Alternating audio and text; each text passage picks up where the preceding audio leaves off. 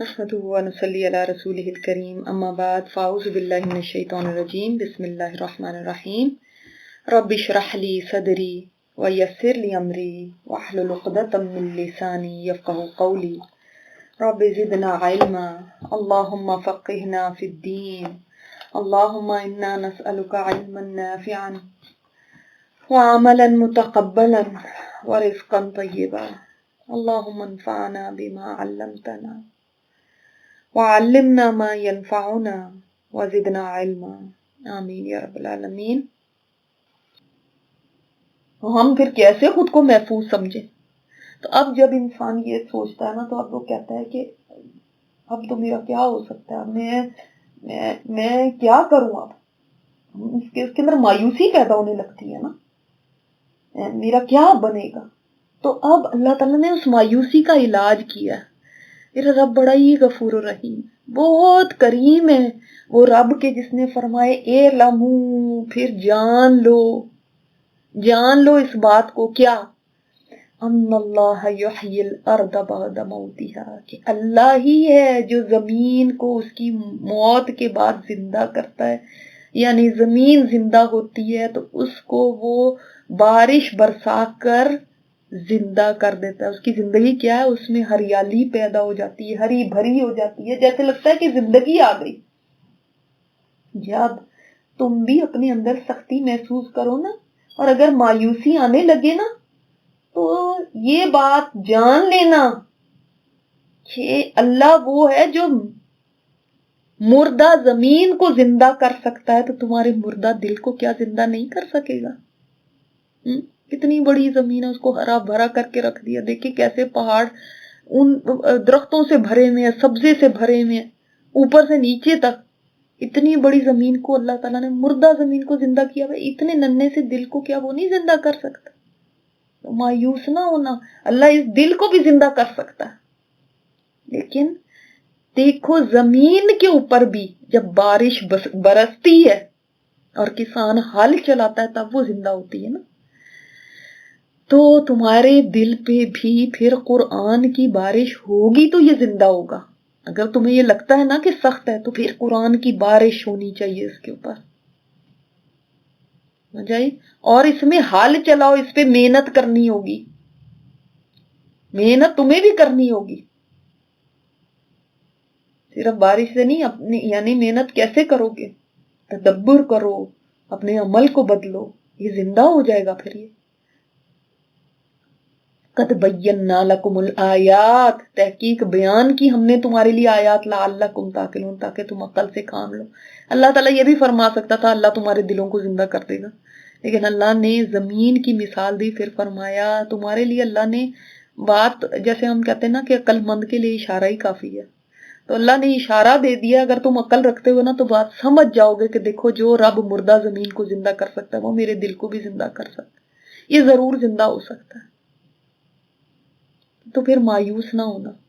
इन्नल मुसद्दिकीन वल मुसद्दिकात, बेशक सदका करने वाले मर्द और सदका करने वाली औरतें, व अक़रदुल्लाह कर्दन हसना, और वो जिन्होंने कर्ज दिया अल्लाह को, कर्ज हसना, युदाइफु लहुम वला, अल्लाह ताला बढ़ा देगा, कई गुना कर देगा उनके लिए, और उनके लिए बड़ा इज्जत वाला अजर है। अब देखें यहाँ पे दोनों चीजें अलग अलग आ गई। पहले हमने पढ़ा था ना इन्फाक की सबीलिल्लाह और कर्ज हसना, के कौन अल्लाह को कर्ज हसना देगा? तो उसमें मैंने आपको कहा था कि बाज़ उलमा का यह ख्याल है कि जो कर्ज है, कर्ज हसना, वो है जो अल्लाह के रास्ते में ही दिया जाए। यानी अल्लाह के रास्ते से मतलब है कि अल्लाह के दीन की नशर इशाअत के लिए दिया जाए, और बाकियों को आम सदका कहा गया। तो यहाँ पे देखें अलग अलग एक ही आयत में आ गए तो ज्यादा वाज़ेह हो गई बात।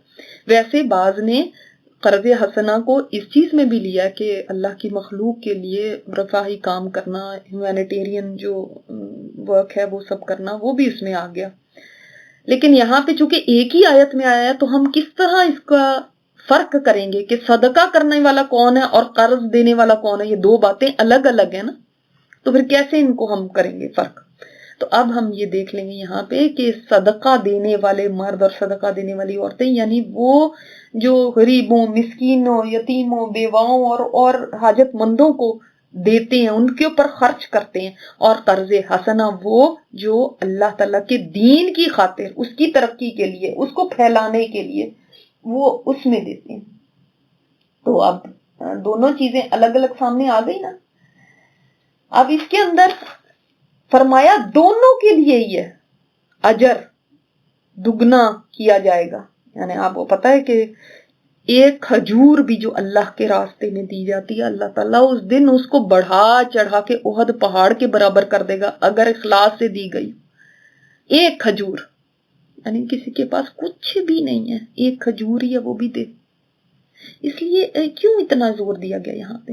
اس لیے کہ دیکھیں مال انسان کو بڑا ہی محبوب ہوتا ہے, بڑا پیارا ہوتا ہے. اس نے کہا تھا میں نے بڑی محنت سے کمایا. یہ اپنے ہاتھ سے جاتا ہوا دیکھنا کہ میں کسی اور کو دے دوں, یہ انسان کے لیے بڑا مشکل ہوتا ہے. تمہارے ایمان کا ثبوت ہی اس بات سے ملے گا کہ تم اپنی پیاری چیز اللہ کے راستے میں دے کے دکھاؤ نا, تب سمجھ آئے گی واقعی تم اللہ کے لیے یہ کر سکتے ہو. تب سمجھ آئے گی واقعی تم اللہ پر ایمان رکھتے ہو, اللہ سے محبت کرتے ہو. اور انسان اپنی پیاری چیز اسی کو دیتا ہے جس سے محبت ہوتی ہے.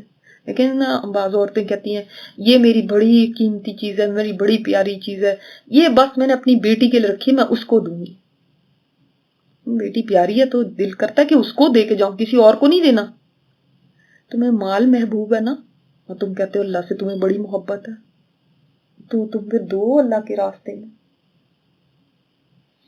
لن تنالوا البر حتى تنفقوا مما تحبون, اللہ تعالیٰ نے فرما دیا نا تم نیکی کو پہنچ ہی نہیں سکتے جب تک تم اس میں سے خرچ نہ کرو جس سے تمہیں محبت ہے.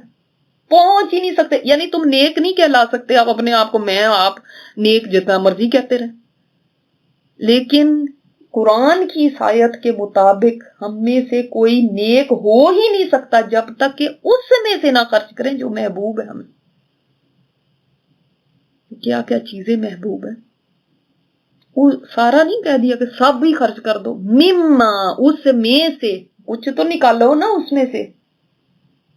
اللہ سے محبت کے تو دعوے بہت ہیں, آپ بتاؤ کہ اس میں سے دے سکتے ہو. کسی کو مال محبوب ہے, کسی کو وقت محبوب ہے, ٹائم بڑا محبوب ہے, کہتے ہیں مال لے لو ٹائم نہیں ہم سے مانگو. نہیں, لگا کے دکھاؤ, پتہ چلے کہ تمہیں اس سے محبت ہے کہ اللہ سے محبت ہے.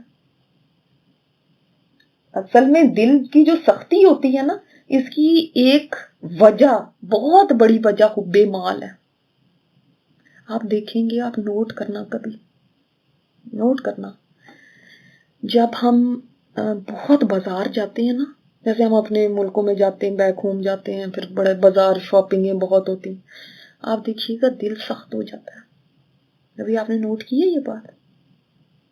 جب پھر اسی طرح آپ شادی ہے, شادی تیاریوں میں لگے ہوئے ہیں, کبھی یہ لا رہے ہیں, وہ لا رہے ہیں, کر رہے ہیں, آپ دیکھیں گے کچھ دن میں ہی آپ کو خود محسوس ہوگا دل سخت ہو رہا ہے.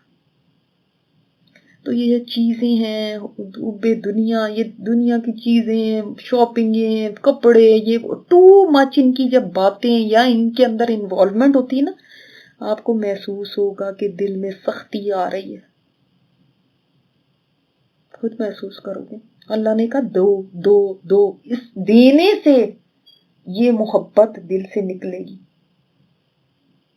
جب دو گے نا تب نکلے گی, ایسے نہیں نکلتی ہے.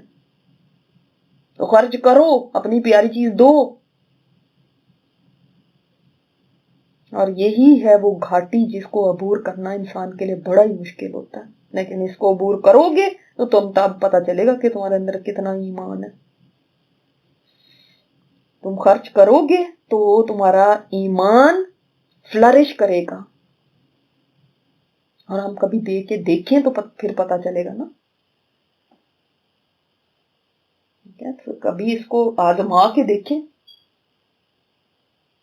اب دنیا میں دیکھیں, قرض کی جہاں تک بات آتی ہے, دنیا میں اگر کسی کو قرض دیں اور واپس لیتے ہوئے بڑھا کے لیں, اس سے ڈیمانڈ کریں تو یہ سود ہو گیا. لیکن اللہ تعالیٰ اس قرض کو بڑھا چڑھا کے دے گا, اور دونوں کو ہی دے گا, اس کو بھی اور اس کو بھی. اور آج کتنی آرگنائزیشن مانگ رہی ہوتی ہیں, منتیں کر رہی ہوتی ہیں, لیکن لوگ ٹس سے مس نہیں ہوتے, نہیں دینا چاہتے.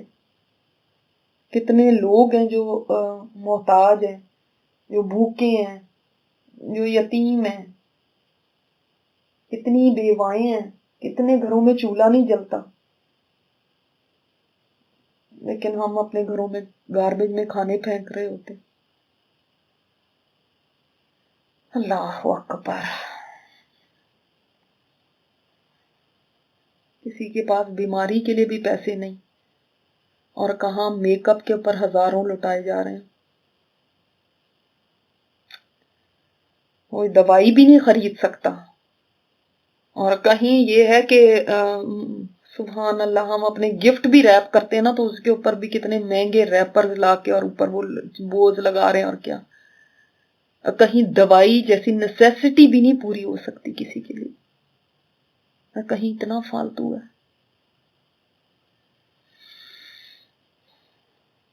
تو خرچ پہ بہت زیادہ زور ہے اس سورہ میں، اور اللہ تعالیٰ کا یہ وعدہ ہے کہ وہ لوٹائے گا. اللہ کا یہ وعدہ ہے، لیکن جس کو اللہ کے وعدے پر یقین ہوگا وہی خرچ کرے گا. اور آج کل تو خرچ کرنا اتنا ہی آسان ہے کہ آپ کہیں بھی بیٹھے ہوں، پے پیل ہے یا اور ویب سائٹس ہیں یا کچھ ہیں، آپ یہاں سے کلک کرتے ہیں ان کے اکاؤنٹ میں پہنچ جاتا ہے. ہمیں کہیں جانے تک کی ضرورت نہیں، گھر سے نکلنے کی ضرورت نہیں ہے، کسی کو ڈھونڈنے کی ضرورت نہیں ہے. یہاں ہم اپنی یہ آج اتنی ٹیکنالوجی بڑھ گئی ہے اور ہم ہر وقت کمپیوٹر اور فون پہ رہتے ہیں، وہاں پہ جب ہمارا اتنا ٹائم اس کے اوپر گزرتا ہے، ہر چیز یہاں سے کر رہے ہیں، ہم اس سے فائدہ اٹھا رہے ہیں، وہاں یہ فائدہ نہیں اٹھاتے. جسٹ اے کلک اوے ہمارے اکاؤنٹ سے سیدھا ڈائریکٹ ڈپازٹ ہو جاتا ہے. پھر بھی دیری ہے، پھر بھی تاخیر ہے، اور انسان مرنے لگے گا تو کہے گا اللہ مجھے اتنی مہلت کیوں نہیں دے دی کہ میں صدقہ ہی کر لیتا.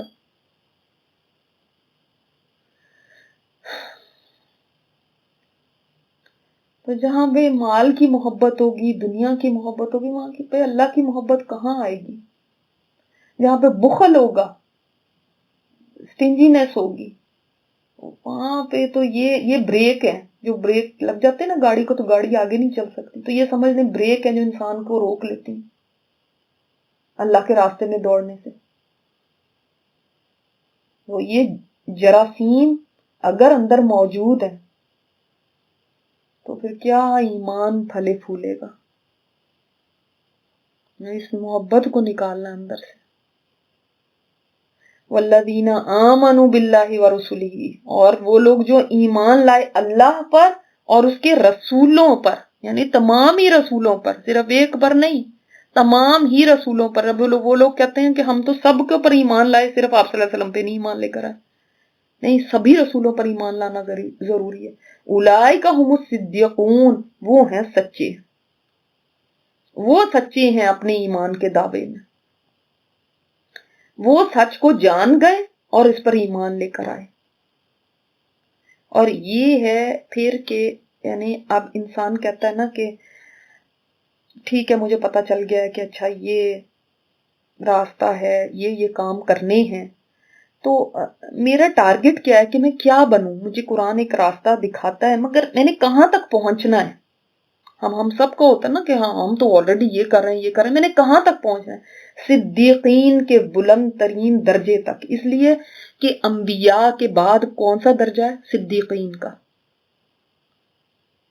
صدیقین کا وہ درجہ ہے جو کہ انسان اٹین کر سکتا ہے، انبیاء کا درجہ نہیں کر سکتا. وہ انبیاء تو گزر گئے، آ گئے، وہ اللہ کے چنے ہوئے ہوتے.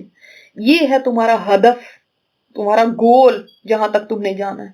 اور یہ تبھی ہو سکتا ہے جب اپنے ایمان کے دعوے میں سچے ہو جاؤ، اللہ پر بھی اور رسولوں پر بھی. رسول کو اپنی زندگی میں اپنا اسوہ بنا لو، اپنی لیے ایگزامپل بنا لو، اپنا رول ماڈل بنا دو. بعض مفسر نے یہیں تک ختم کر کے آگے بات فرمائی وَالشُّهَدَاءُ عِندَ رَبِّهِمْ، اور شہداء گواہ اللہ کے نزدیک. یعنی انبیاء تو اپنا کام کر کے چلے گئے، اب انبیاء کے بعد جو انبیاء کے وارث ہوں گے ان کا ذمہ ہے، ان کا کام ہے کہ وہ انبیاء کے مشن کو آگے لے کر چلیں، وہ پھر گواہ بنیں، گواہی دیں اللہ کی توحید کی لوگوں کے آگے، تو یہ اللہ کے ہاں قیامت کے دن بھی گواہ ہوں گے. عند ربہم، کیا گواہی دیں گے؟ ابھی آپ نے سوچا کہ کیا وہ گواہی دیں گے جو انبیاء کے وارث ہوں گے؟ جیسے مثلا نبی کریم صلی اللہ علیہ وسلم تو دنیا سے چلے گیا، تو اب ان کی امت ہے، یہ بھی گواہ بنے گی. کیا گواہی دے گی؟ پہلے تو انبیاء گواہی دیں گے نا. آپ صلی اللہ علیہ وسلم نے آخری حج میں اپنے فرمایا تھا نا کہ کیا میں نے تم تک پہنچا دیا؟ تو لوگوں نے کہا تھا کہ ہاں بھلا کیوں نہیں، آپ نے ہمیں پہنچا دیا، آپ نے حق ادا کر دیا، خیر خواہی کا ہمارا حق ادا کر دیا، آپ نے سب کچھ پہنچا دیا. یہ گواہی انہوں نے دنیا میں لے لی تھی لوگوں سے، کیونکہ قیامت کے دن وہ کھڑے ہو کے گواہی دیں گے. فَكَيْفَ إِذَا جِئْنَا بِكُلِّ أُمَّةٍ بِشَهِيدٍ وَجِئْنَا بِكَ هَؤُلَاءِ شَهِيدًا. قرآن نساء میں اللہ تعالیٰ نے فرمایا کہ وہ دن کیا ہوگا اے نبی کہ جب ہم ہر امت میں سے گواہ کھڑے کریں گے اور آپ کو آپ کی امت کے لیے گواہ کھڑا کریں گے. کیا گواہی دیں گے آپ صلی اللہ علیہ وسلم کہ یا اللہ میں نے پہنچا دیا تھا، یا اللہ میں نے ان کو سب کچھ بتا دیا تھا. اب آگے یہ ہے جواب دے، یہ خود بتائیں گے کہ انہوں نے کیا کیا.